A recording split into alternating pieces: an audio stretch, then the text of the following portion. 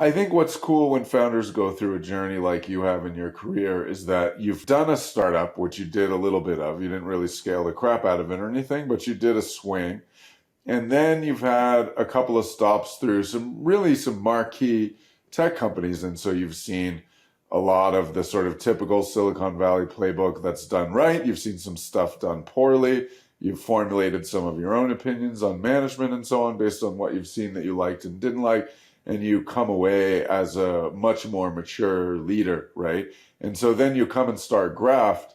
What do you think is different about you as a founder now versus Kuro? Because I'm sure it's a lot. Yeah, certainly I'm a different person. Uh, and Graft and Kuro are very different companies.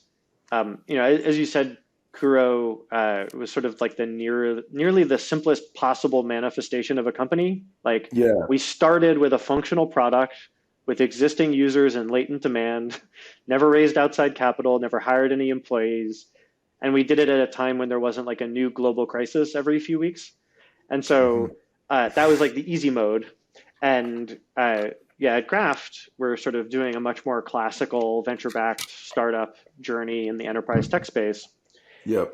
And I think Kuro, I learned several things while I was there. One of them was the importance of having great co-founders. So, I could not imagine founding a company with someone who I don't admire and think is just an extraordinary person and who I like being around.